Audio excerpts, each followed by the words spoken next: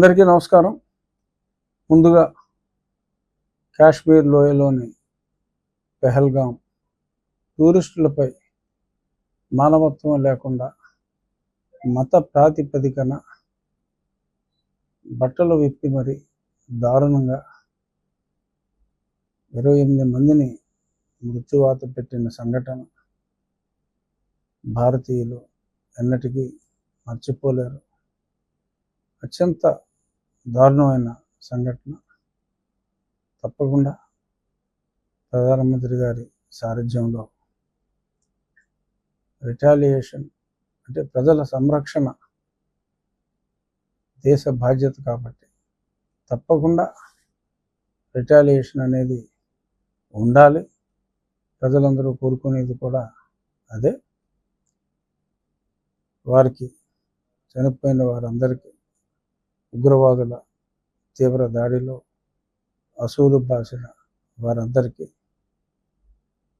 నా అసలు ఇవ్వాలి. ఇక మరి సమకాలీన విషయాలకు వస్తే మరి పిఎస్ఆర్ ఆంజనేయులు దానికి 24 గంటల ముందు గోవా నుంచి మెడ్రాస్ వెళ్ళి ఇంకెక్కడికో వెళ్దాం అనుకున్న కసిరెడ్డి రాజ్, కేసిరెడ్డి అని కూడా కొన్ని పేపర్లో వస్తుంది, కానీ కసిరెడ్డి అనే మరి నేను తెలుసుకున్నా. సో కసిరెడ్డి రాజ్ రాజ్ కసిరెడ్డి మరి దొరికి చాలా విషయాలు చెప్పడం జరిగింది. మరి ఎవరికి చేర్చారో ఆ 50 నుంచి 60 కోట్లు ప్రతి నెల, మరి అది కూడా కసిరెడ్డి గారు మరి చక్కగా చెప్పేశారు. సో నెక్స్ట్ ఏముంటుంది, మరి వారు ఎవరికి ఇచ్చారన్నారు, వారి నామం కూడా మరి ఎఫ్ఐఆర్లో వస్తుందా చూడాలి. డెఫినెట్గా వస్తుంది, టైం పట్టవచ్చు, దానికి కొన్ని అనుమతులు అవసరం కావచ్చు, డెఫినెట్గా జరుగుతుంది. అలాగే మరి పిఎస్ఆర్ ఆంజనేయులు గారు మరి సుధాకర్ గారు ఆర్గ్యూ చేస్తే అసలుకే మోసం వస్తుందని మరి ఈయన ఆర్గ్యూ చేసుకున్నారు. అయినప్పటికీ మరి చెరసాల తప్పలేదు. ఈరోజే చూశా, వారు బ్రాహ్మణులు కాబట్టి సంధ్యావందనం, పూజా ద్రవ్యాలు అన్నీ కూడా సమకూర్చాలని అడిగినట్టుగా, మంచిది. డెఫినెట్గా సంధ్యావందనం, సూర్య నమస్కారం, భగవంతునికి పూజ, ఇవన్నీ ప్రతివాడికి అవసరమే. సంధ్యావందనం అంటే బ్రాహ్మణులే చేస్తారనుకోండి, బట్ అది మంచి ప్రక్రియ. మరి అంత మంచి ప్రక్రియలు చేసేవాళ్ళు ఇటువంటి వ్యధ పనులు ఎందుకు చేస్తారనేదే ఎవరికి అర్థం కాని పజిల్ అది. మరి చాలా స్పష్టంగా కింద అధికారులు చెప్పారు. మరి ఆయన పోలీసుల దగ్గర చెప్పినప్పుడు అమ్మాయి ఎవరో కూడా, జత్మలాని ఎవరో కూడా తెలియదన్నారు. మరి తర్వాత మరి ఎన్ని పేపర్లో చూసినాయి అనుకోండి. తర్వాత ఆమె బ్యాడ్ గర్ల్, నేను ఊరికే జస్ట్ కుక్కల విద్యాసాగర్ వస్తే అదేదో చూడమ్మా అని చెప్పి గొన్నికి చెప్పాను, చూడమని చెప్పడమే తప్ప అని జూలై సినిమాలో బ్రహ్మానందం గారు చెప్పినట్టు అదొక కళ, కళాకారులను కూడా అరెస్ట్ చేస్తారా అన్నట్టు ఈయన మరి అదేదో చూడమ్మా అంటే చూశారు. మరి తర్వాత ఫాలో అప్ చేయటం ఇవన్నీ చాలా జరిగినాయి అని చెప్పి చాలా స్పష్టంగా కూడా వచ్చింది. సరే, ప్రస్తుతానికైతే 14 రోజులు రిమాండ్. మరి ఆ వరుసలో మరి నా కేసులో కూడా సూత్రధారుల్లో వారు ఉన్నారన్నది సుస్పష్టం. సో మరి ఆ పాత్ర కూడా రావచ్చు.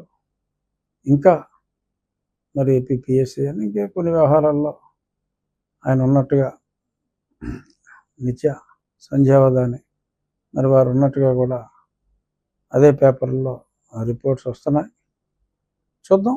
ఏదన్నా చట్టం చర్యలు మొదలుపెట్టింది కాబట్టి ప్రీ డ్రాన్ కన్క్లూజన్కి రావటం కూడా ఒక రకంగా సమంజసం కాదేమో. చూద్దాం, ఆయనకి ఆ బెనిఫిట్ ఆఫ్ డౌట్ ఇద్దాం. ఇక మరి ఇదే వరుసలో గతంలో పార్లమెంట్లో నన్ను తిట్టాడు. ఎవరైన పేరు గోరెంట్ల మాధవ్. ఆయన చాలా జుగుప్సాకరంగా ఒక యువతతో ప్రవర్తించిన వీడియోలు చూసాం. ఆ వీడియోలో ఉన్నది నేను కాదు అని చెప్పి మరి ఆయన ఇప్పుడు చెప్పారు బలవంతంగా. మళ్ళీ ఆ తర్వాత మరి మొన్న కిరణ్ అనే వ్యక్తిని చంపేస్తానని చెప్పి ఏదో చిన్న డ్రామా, మరి వాళ్ళ పార్టీ అధినాయకుడు మనసు తీవ్రంగా దొంగిలించాలని చెప్పి ఎవరో పోలీసులని ఎక్కడ వెళ్తున్నారు ఏంటో కనుక్కుని ఏదో డ్రామా దాడికి వెళ్ళాడు, దొరికాడు. కానీ మరి ఆయనకి ఆ కస్టడీలో గాలి ఆడతలేదని చెప్పి మళ్ళీ మరి గతంలో అయితే పూర్తిగా నగ్నముని అవతారం ఎత్తినట్టుగా అఫ్కోర్స్ ఖండించారనుకోండి. ఇప్పుడైతే చొక్కా ప్యాంట్ ఇప్పేసి మరి ఆయన అండర్వేర్తో నాకు గాలి ఆడతలేదు, మరి నేనేం చేయనని చెప్పి పోలీసులు ఎదుట మరి ఆయన బైఠాయించినట్టుగా చూసాం. మరి ఇటువంటి నీచ సంస్కృతి కలవారిని మరి ఆ సాక్షి యాజమాన్యం మరి ఎందుకని అలాగా పెంచి పోషిస్తుంది అనేది ఎవరికి అర్థం కాదు. ఒకటేంటంటే సాక్షి వారికి కృతజ్ఞతలు చెప్పాల్సిన అవసరం ఉంది. ఆయన అండర్వేర్లో ఉన్న ఆ ఫోటో సాక్షి పేపర్లో రెడ్ బుక్ దుర్మార్గం అని చెప్పి మరి ఈయన 95% నగ్నావతారం పేపర్లో వేయినందుకు సాక్షి యాజమాన్యాన్ని ఈ ఒక్క విషయంలో మటుకు అభినందిస్తున్నా. మరి సాక్షి యాజమాన్యం అంటే నాకు గుర్తొచ్చింది. మరి ఇక్కడ నా నియోజకవర్గంలో మరి మీరు కూడా చూశారు కదా, పాలకోడేరులో ఎప్పటి నుంచో మరి ఆ పాలకోడేరు గ్రామం కింద అయితే రాజు చెరువు అని ఉంది. ఆ కింద ఉన్న గ్రామంలో కోడవల్లి ఎలియాస్ కుముదవల్లి అంటే కూడా అంటారు. ఆ గ్రామస్తులకి బురద నీరు వెళ్తుంది. వాళ్ళ మంచినీరు చెరువులోకి డైరెక్ట్గా ఈ 110 గృహాల నుంచి వెళ్ళే మురుగే, వీళ్ళకి వేరే డ్రైన్ లేదు, ఇదే మురుగు అందులోకి వెళ్తుంది. మరి కాలువగట్టుని పూర్తిగా ఆక్రమించుకుని ఉంటే వాళ్ళందరికీ ఆల్టర్నేటివ్ సైట్లు ఇచ్చి రుణాలు శాంక్షన్ ఇచ్చి ఇక్కడ వెళ్ళి అక్కడ కట్టుకోండి అని, అది కూడా కోర్టుకి వీళ్ళకి నోటీసులు ఇచ్చి వాళ్ళు కోర్టుకి వెళ్ళిన తర్వాత కోర్టు తీర్పును అనుసరించి ఒక 50 గృహాలకి అనుమతి ఇచ్చిన తర్వాత ఆ 50 గృహాలని తీసివేయటం జరిగింది. మిగిలిన గృహాలు ఇంకా కోర్టు ఆర్డర్ రాలేదు. సో రాలేదు కాబట్టి కోర్టు తీర్పు వచ్చే వరకు ఎటువంటి చర్యలు లేకుండా వేచి ఉన్నాం. అది కోర్టుకి గౌరవ ఇవ్వాల్సిన బాధ్యత ఉంది కాబట్టి ఆ బాధ్యత కూడా నిర్వర్తించి ప్రొసీజరల్గా వాళ్ళే కోర్టుకు వెళ్ళారు. నోటీస్ ఇస్తే కోర్టుకు వెళ్ళిన తర్వాత మరి కాలువలు ఆక్రమించడం, మంచినీటి వెళ్ళే కాలువలు ఆక్రమించడం అనేది ఎట్టి పరిస్థితుల్లోనూ చెల్లదు. యాక్చువల్గా అయితే కోర్టు కూడా అసలు అడ్మిటే చేయకూడదు. అయినా సరే కోర్టులు అడ్మిట్ చేస్తాయి, అది వారి ఇష్టం అని అనుకోవాలి, సర్దుకోవాలి. సుప్రీంకోర్టు ఆర్డర్స్ చాలా స్పష్టంగా ఉన్నాయి. అవన్నీ కూడా మరి చెప్పడం జరిగింది. ప్రజల ఆరోగ్యం కోసం ఇవన్నీ ఈ చర్యలు. ఎందుకంటే మరి గతంలో నా నియోజకవర్గంలోనే ఇలాగే మరి ఒక చోట కలుషితం అయితే మరి ఒక వ్యక్తి తెలియని జబ్బుతో ఒక బాలిక చనిపోతే మరి సిపిఎం వాళ్ళు చాలా గట్టిగా గొడవ చేశారు. ఇలాగా సరైన తాగునీరు లేకుండా కలుషితమైన నీరిచ్చి మరణానికి కారణం అవుతారా ఏమిటి ఈ ప్రభుత్వం అని చెప్పి చాలా ఆందోళన వ్యక్తం చేస్తే నేను కూడా పాపం మంచోళ్ళ రైళ్ళు చాలా బాగా ఆందోళన చేశారని చెప్పి నేను కూడా చలించి మరప్పుడు దానికి కారణమైన అప్పుడు 300 గృహాలు ఉన్నాయి ఆ కాలువ మీద. ఆ కాలువ మీద ఉన్న గృహాలకి నోటీస్ ఇచ్చి ప్రొసీజరల్గా వాళ్ళకి ఆల్టర్నేటివ్ సైట్లు అన్నీ కూడా ఇచ్చి లోన్ శాంక్షన్ ఇచ్చి అన్నీ చేసి అవి తొలగించడం జరిగింది. మరి ఇప్పుడు సరే తొలగించేటప్పుడు కూడా మళ్ళీ అదే కమ్యూనిస్టులు ఇప్పుడు తొలగిస్తారా అని చెప్పి అన్నారు. ఇప్పుడు మళ్ళీ అదే సీను ఇక్కడ రిపీట్. ఎవడో శ్రీనివాసరావు అంట వచ్చాడు, వచ్చాడు, నాకు వార్నింగ్ ఇస్తున్నాడు. 30 రోజులు గడువిస్తున్నా నీ భాగవతం అంతా బయట పెడతా. ఎట్రా బొచ్చు నా భాగవతం నువ్వు బయట పెట్టేది? ఆ భాగవతం అంతా నా ఎలక్షన్ ఎఫిడవిట్లో నేనే చెప్పా.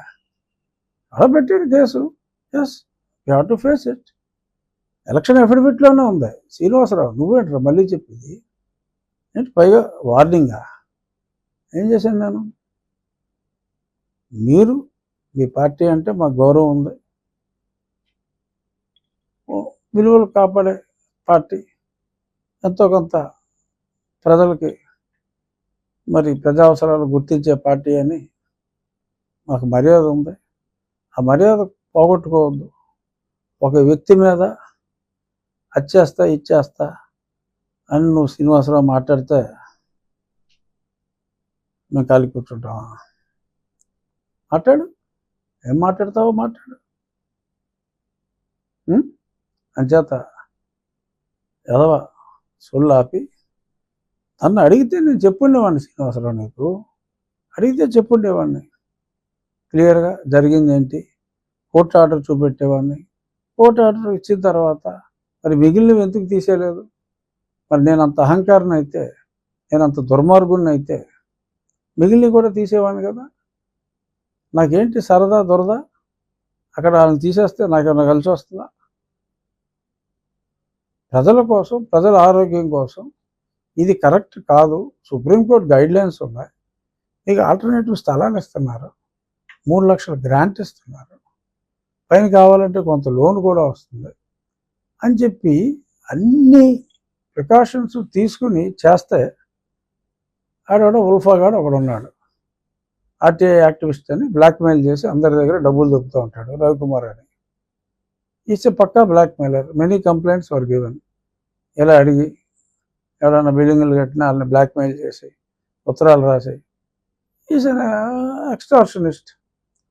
ఆడేదో పెద్ద దేశభక్తుల్లాగా నన్ను ఏదో దుర్యోధనుడు అని చెప్పి అంతా అయిపోయిన తర్వాత ఏదో ఒక పొయ్యి ఒకటి క్రియేట్ చేసి ఆ పొయ్యి మీద టమాటాలు అన్నీ పెట్టి అంటే ఇల్లంతా పడిపోతే ఆ పొయ్యి అలాగే ఉండి పొయ్యి మీద ప్లేట్లో టమాటాలు కూడా అలాగే ఉంటారా? జనం ఏమన్నా తెంగరోళ్ళ? సో ఇలా ఇదొక బ్లాక్మెయిల్, కౌరులు చేయటాలు, మాకు డబ్బులు ఇస్తే ఆపేస్తాం అని చెప్పని అవి కూడా ఆపడం, ఇష్టం వచ్చినట్టు రాసుకోండి. ఇక్కడ ఈ శ్రీనివాసరావు అనే వాచాలి కమ్యూనిస్టులు అంటే గౌరవం ఉంది ఇక్కడ. అందుకే అందరు కమ్యూనిస్టులతో నేను మాట్లాడుతూ ఉంటా. బట్ ప్రజా సంక్షేమం కోసం కొన్ని కఠినమైన నిర్ణయాలు తీసుకోవాల్సి వస్తుంది. బట్ అన్ని రూల్స్ ఫాలో అయ్యి వాళ్ళకి స్థలాలు ఇచ్చి అన్నీ చేసిన తర్వాత మరి బహుశా మరి సాక్షిగా అమ్ముడుపోయాడేమో శ్రీనివాసరావు, నాకు తెలియదు. అతను ఎవడో కూడా నాకు తెలియదు. మొన్న టీవీలో చూసా, చాలామంది పెట్టారు, ఇదిగో రాజుగారు మిమ్మల్ని ఇలాగా బూతులు తెడుతున్నాడు వీడని. సో నేను కూడా మరి కొంతమంది నేనేదో దురాఘాతాలు చేశాను అనుకుంటారేమో అని చెప్పి ఈ క్లారిఫికేషన్ ఇవ్వడం నా బాధ్యత కాబట్టి నేను ఈ క్లారిఫికేషన్ ఇస్తున్నా. అన్ని కోర్టు సూచనలు అనుసరించే చేయటం జరిగింది. పేదవాడికి ఎటువంటి ఇబ్బంది లేకుండా అన్ని ప్రికాషన్స్ తీసుకునే ఇది చేయటం జరిగింది. ఇది తెలియజేయవలసిన బాధ్యత నా మీద ఉంది. ఆ సాక్షి ఆడి కోతి కొబ్బరికాయ దొరికినట్టు ఆ సాక్షివాడు రఘురామని నిందిస్తున్న మహిళ న్యాచురల్గా నా పేరు రాస్తే వ్యూస్ వస్తాయి. ఒక 50,000 60,000 వ్యూస్ వచ్చినాయి. ఇలాగా నన్ను తిడతా ఉంటే అది అవును నువ్వు మైక్ ఇచ్చి రాజుగారిని తిట్టామా అని చెప్పి నువ్వు క్యాష్ కొడితే తిడతారు. ఎందుకు తిట్టరు? వాళ్ళకే ఇంకొంచెం క్యాష్ కొడితే జగన్ తిట్టమన్నా తిడతారు. సో వాళ్ళు ఎవరితోనో తిట్టించి మళ్ళీ వేసేసుకుని అంటే ఈ టైమింగ్ కూడా చూడండి. ఈ టైమింగ్ ఏంటి? ఓ పక్క రామాంజనేయులు అందులో దొరికేసి జత్వాని ఇష్యూలో, మరి ఇక్కడ కిసిరెడ్డి మరి దొరికేసి కొన్ని పేర్లు చెప్పేసిన బ్యాక్గ్రౌండ్లో ఇది ఆమె పడ్డారు. రఘురామకృష్ణరావు నిజం దుర్యోధనుడు మొన్న ఏదో సరదాగా మా ఎమ్మెల్యేలతో కలిసి ఏదో దుర్యోధనుడు వేషం వేసాం. ఈ సాక్షివాడు నన్ను దుర్యోధనుడు పెట్టాడు. అలా సో దయచేసి ఇటువంటి మాటలు నమ్మొద్దు. ఎవరైనా సరే నా నియోజకవర్గానికి రండి, జరుగుతున్న అభివృద్ధిని చూడండి. స్కూళ్ళు ఎలా అభివృద్ధి చెందినాయి, కాలువలు ఎలా అభివృద్ధి చెందినాయి, మంచినీరు ఇస్తానని ఎన్నికల్లో వాగ్దానం చేశాం కాబట్టి ఆ మంచినీరు ఇవ్వటం కోసం నేను స్వయంగా 70% గ్రామాల్లో ఈ మైక్రో ఫిల్టర్స్ అన్ని ఏర్పాటు చేసి ఆ వాటర్ కంటామినేషన్ అవ్వకుండా ఎన్నో జాగ్రత్తలు తీసుకుని ఎన్నికల ముందు మాట ఇచ్చాను, అందరికీ సురక్షితమైన నీరు ఇస్తానని. ఆ మాట కట్టుబడి ప్రభుత్వం దగ్గర కూడా ఏమీ ఆశించకుండా కేవలం ప్రజలు, నా స్నేహితులు వీళ్ళ సహకారంతోనే ఎన్నో కార్యక్రమాలు చేపట్టాను. మరి వాళ్ళకి కడుపు మంటగా ఉంది. మరి ఇలాగే చేస్తే మొన్న ఓడించాలనుకున్నాం, ఎవడో సింహం గుర్తించకుండా పెట్టాం, అయినా సరే మరి అటర్ ఫ్లాప్ అయిపోయారు. మరేంటో మరి వాళ్ళ బాధ ఏంటో నాకు తెలియదు. బట్ నేను ప్రజలకు సమాధానం చెప్పవలసిన అవసరం ఉంది కాబట్టి ఎవరైనా ఆ చెత్త సాక్షి, ఆ శ్రీనివాసరావు మాటలో, ఇంకెవడో ఉల్ఫాగాడు మాటలో విన్ని ఏదన్నా సరదాగా ఇన్వెస్టిగేటివ్ జర్నలిజం చేయాలనుకుంటే రండి నా నియోజకవర్గానికి. ఎవరికి చెప్పక్కల్లా, మీరే వెళ్ళండి, మీరే తిరగండి, ఆ స్కూళ్ళకి వెళ్ళండి, వాటర్ ప్లాంట్లు చూడండి, పోలీస్ స్టేషన్లు చూడండి. ఎక్కడైనా సరే ఎటువంటి అభివృద్ధి కార్యక్రమాలు జరుగుతున్నాయి అనేది చూసి మీరు ఆ ప్రాంతానికి వెళ్ళి చూసి ఎక్కడైతే హౌసెస్ తీయటం జరిగిందో అది ఎటువంటి పరిస్థితుల్లో ఉన్నాయి, ఆ పక్కన ఉన్న మంచినీటి కాలువలు ఉన్నాయా లేవా, ఇవన్నీ వెరిఫై చేసుకుని మాట్లాడితే బాగుంటుంది. ఏదో మైక్ దొరికింది కదా కమలి శ్రీనివాసరావుకి, ఏదో 10 మంది ప్రేక్షకులు దొరికేటప్పటికి పిచ్చెత్తినట్టు మాట్లాడేశాడు. సో మిస్టర్ శ్రీనివాసరావు, మీరెవరో నాకు తెలియదు, నేను ఎవరో మీకు తెలుసో లేదో కూడా నాకు తెలియదు. నోటుకు వచ్చినట్టు మాట్లాడద్దు. Control your tongue. పెట్టుకో. 30 రోజులు ఎందుకు టైము? 300 రోజులైనా నేనే. రేపే పెట్టేసుకో, రా. నీ ఎదవసోది వేయటానికి సాక్షివాడు ఉన్నాడు, వెళ్ళి కూర్చో, సాక్షిలో మాట్లాడు. ఆ సాక్షివాడు నా గురించి రాశాడుగా, ఎన్నోసార్లు రాశాడు. రఘురామకృష్ణరావు బ్యాంకును అన్యాయం చేశాడు, అది చేశాడు, ఇది చేశాడు. ఎవడేం చేశాడు అన్నీ తేలుతాయి. ముందు సాక్షివాడు కేసులు చూసుకోమను, ఒకదాని తర్వాత ఒకటి వరుసగా వస్తున్నాయి. సాక్షివాడు గురించి కూడా మాట్లాడి శ్రీనివాసరావు. తుమ్మక్కైతే కుమ్మక్కైపో. ఒళ్ళు మండి మాట్లాడుతున్నా, పని చేస్తున్నాను, చక్కగా పనిచేస్తున్నా. ఇలాంటి పిచ్చి కుక్కలు ఎన్ని మురిగినా నేను పనిచేసే విషయంలో వెనక్కి వెళ్ళే ముచ్చటే లేదు. నువ్వు నన్ను తిట్టావు, సాక్షివాడు వేసాడు, నేను నిన్ను తిట్టా. సాక్షివాడు వేస్తాడో లేదో నాకు తెలియదు, చూద్దాం. ఇది సాక్షివాడు కూడా వేస్తాడేమో, సరే వేసినా వేయకపోయినా అది వేరే విషయం అనుకో. ఎనీహో ఇంకా ఈ పనికిమాలిన శ్రీనివాసరావు గురించి ఇంకెక్కువసేపు మాట్లాడితే జనం నన్ను అపార్థం చేసుకుని అసహించుకునే పరిస్థితి రావచ్చు. కాబట్టి థ్యాంక్ యూ శ్రీనివాసరావు, బతికిపోయావు. ఇంకేంటి ఇష్యూలు? డెఫినెట్గా ఉంటాయి. ఇప్పుడు స్పీడ్ అందుకుంది కాబట్టి తప్పకుండా సునీల్ కుమారు, సునీల్ నాయక్ వీళ్ళందరూ, ఆ కేసు అనేది అసలు చాలా అతి స్పష్టమైన కేసు. అన్నీ ఉన్నాయి, మిలిటరీ హాస్పిటల్ రిపోర్ట్లు ఉన్నాయి, తీసుకెళ్ళి బాధిన గుర్తులు ఉన్నాయి. ఏది లేకుండా ఆడ రిఫ్రాఫ్ గాడు ఊరగట్టుగాడిని సాక్షి సంతకం పెట్టి అప్పటికప్పుడు రెడీ చేసి తీసుకెళ్లారు. ఏ రూలు ఫాలో కాలేదు. సో అని చేత ఆ జత్వానీ కేసే మరి అంత సీరియస్గా ఒక ఐపీఎస్ ఆఫీసర్ని అరెస్ట్ చేసినప్పుడు మరి నన్ను ఇంతలాగా తీసుకెళ్ళి బాధేసి ఏమీ లేకుండా ఏ కంప్లైంట్ లేడు. జత్వానీ కేసులో కనీసం కుక్కల విద్యాసాగర్తో ఒక కంప్లైంట్ అన్న ఇప్పించారు. ఇక్కడ నా దాంట్లో కంప్లైంట్ లేడు. నన్ను పట్టుకొచ్చినోడే కంప్లైంట్, ఆడే కంప్లైంట్, ఆడే తీసుకొచ్చేసాడు. నా కొడుకు బాధేశాడు. అంతా అల్లే. సో అరెస్ట్ లేకుండా ఎందుకుంటాయి?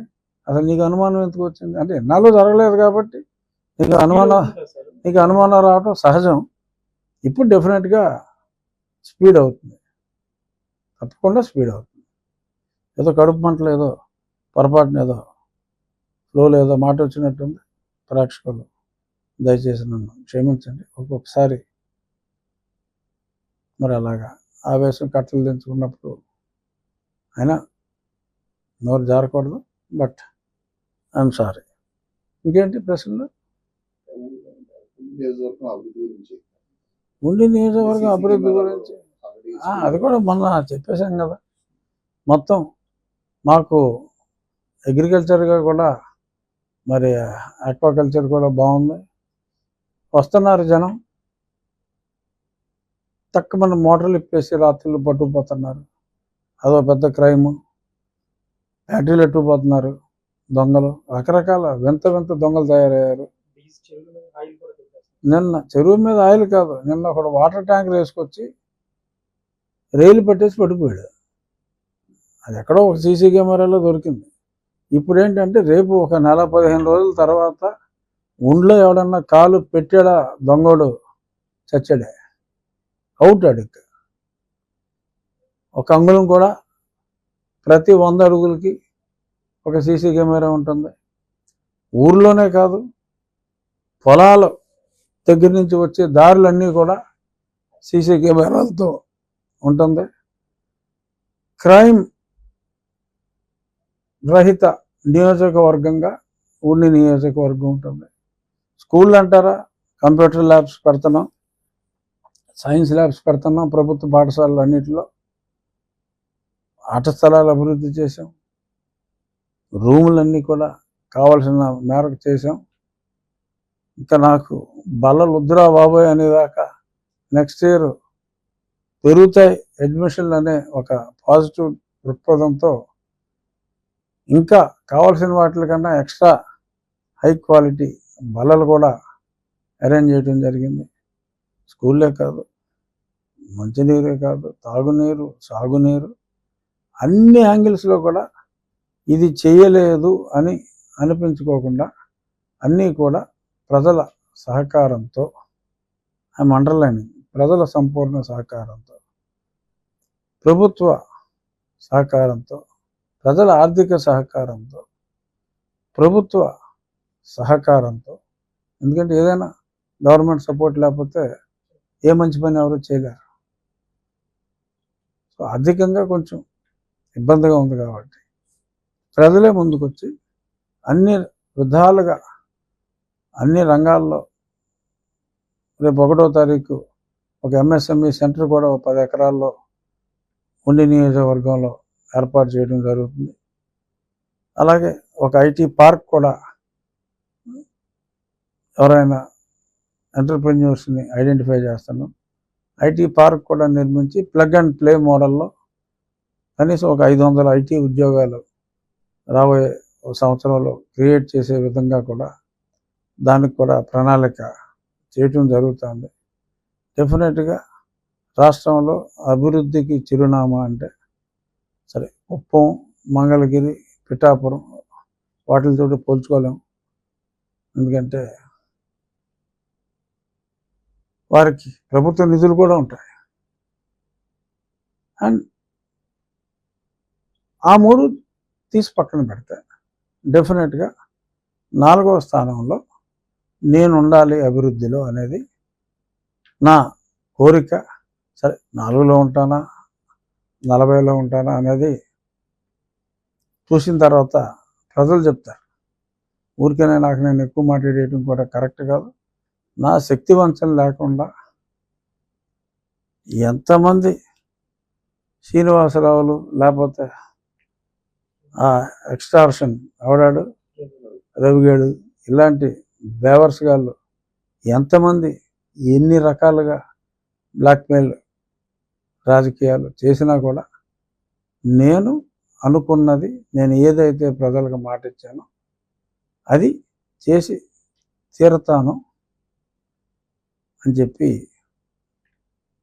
మీ ద్వారా ఉండి నియోజకవర్గ ప్రజలకి స్పష్టం చేస్తున్నా. రైతులు ప్రధానంగా కాపల్లి తగిలిన ఏరియాలో ఇది ప్రభుత్వం డెఫినెట్గా ఆక్వా రైతుల సమస్యలు ఉండవు. చైనా మీదే తిక్కగా ట్రంప్ సుంకం 50, 100, 150 అన్నాడు. మళ్ళీ 50కి వచ్చాడు. 0కి మటుకు రాదు అన్నాడు. 0కి రాదన్నాడు. 150 నుంచి 50కి వచ్చాడు ఇవాళ. సో అది ఈజీగా 25 రేంజ్కి చైనా మీద వచ్చేస్తుంది.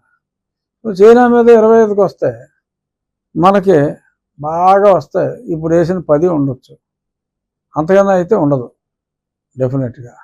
సో ఆక్వా ఇండస్ట్రీకి ఖచ్చితంగా ఓవరాల్గా ప్రపంచ దేశాలన్నీ కూడా గొడవ చేస్తున్నాయి. కాబట్టి ఈ ఏదైతే మొన్న ఏదో 4-5 రోజులు తగ్గింది, మళ్ళీ ఇప్పుడు 100 కౌంట్ 235 ఉంది వాళ్ళ. సో అది మార్కెట్ సప్లై అండ్ డిమాండ్ మీద కూడా చాలా వరకు ఆధారపడి ఉంటుంది. సో 235 రూపాయలకి 100 కౌంట్ వచ్చింది.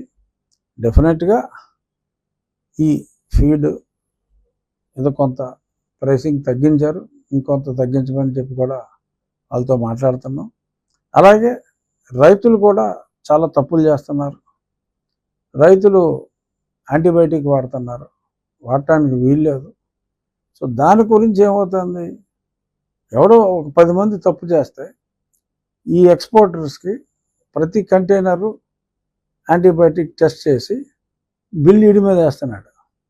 $15,000 ఒక కంటైనర్కి టెస్టులు చేయాలంటే 29 రకాల యాంటీబయాటిక్ ట్రేసెస్కి టెస్టులు చేస్తారు. మరి అమెరికాలో టెస్టులు చేస్తే మరి చాలా ఎక్కువ అవుతుంది. ఆ బిల్ అంతా మళ్ళీ ఈడి మీద వేస్తాడు. మరి ఎక్స్పోర్టరు అది ఎవరి మీద వేయాలి? రైతు మీద వేయాలిగా. ఒక రైతు చేసిన తప్పుకి మిగిలిన రైతులు యాంటీబయాటిక్ వాడకుండా వేసిన వాళ్ళు కూడా సఫర్ అవుతున్నారు. అసలు యాంటీబయాటిక్ వేయకుండా ఉండి 1 సంవత్సరం అసలు ఇండియాలో యాంటీబయాటిక్ ట్రేసెస్ దొరకలేదు అంటే కంటైనర్కి ఆ 15,000లో $10,000 రైతుకే పెరుగుతుంది. అలాగా ప్రాబ్లం రైతుల్లోనూ ఉంది, ఎక్స్పోర్టర్స్కి కొన్ని ఇష్యూస్ ఉన్నాయి. వాళ్ళు ఇవన్నీ చెప్తున్నారు వాళ్ళతో మాట్లాడినప్పుడు. ఇవన్నీ కూడా ఆలోచించవలసిన పాయింట్లే. ప్రతి కంటైనర్ టెస్టింగ్కి వెళ్తాను. కొంతమందికి ట్రాక్ రికార్డ్ బాగున్నా మిగిలిన వాళ్ళు ఇలా ఉన్నారు కాబట్టి అని ఎవ్రీ సెకండ్ కంటైనర్ టెస్ట్ చేస్తున్నారు కొందరు ఎక్స్పోర్టర్స్కి. టెస్టింగ్ లేకుండా ఏది తీసుకోవట్లేదు. సో అది నమ్మకం కలగాలి అంటే రైతుల్లో కూడా మార్పు రావాలి. సో రైతుల్లో మార్పు తీసుకొచ్చే విధంగా కూడా ప్రయత్నం చేస్తున్నాం. ఎక్స్పోర్టర్స్ తోటి మాట్లాడాం, ఫీడ్ ట్రేడర్స్ తోటి మ్యానుఫ్యాక్చరర్సే కాదు ట్రేడర్స్ తోటి కూడా మాట్లాడి ఓవరాల్గా సమగ్రంగా అందరూ ఒకళ్ళ మీద ఒకళ్ళు నమ్మకం లేదు. ప్రస్తుతం ఎవరి మీద నమ్మకం లేదు. ఇది యాంటీబయాటిక్గా కలుపుతాడని చెప్పి ఎక్స్పోర్టర్కి భయం. ఎక్స్పోర్టర్కి రేటు తగ్గించేస్తున్నాడు కావాలని అందరూ కుమ్మక్కైపోయారని ఇడిగిపోయారు. ఈ రకంగా ఉన్న ఈ అపోహలన్నీ కూడా తొలగించడానికి ఒక మంచి ప్లాట్ఫామ్ ఉన్నప్పుడు డెఫినెట్గా రాబోయే రోజుల్లో ఆక్వాకల్చర్ బ్రహ్మాండంగా మరింత అభివృద్ధి అవుతుంది. ఈ ట్రంప్ సుంకాలు ఏమీ కూడా పెద్దగా ఉండవు. ఉన్న మార్కెట్లో అక్కడ కన్జ్యూమర్ కొంత భరిస్తాడు, ఎక్స్పోర్టరు, ఫీడు సప్లయర్ అందరూ కూడా ఆ చిన్న 10%ని సర్దుకోవడానికి ఎటువంటి ఇబ్బంది లేదు. ఆక్వాకి రానున్నవి మంచి రోజులే. Okay, thank you.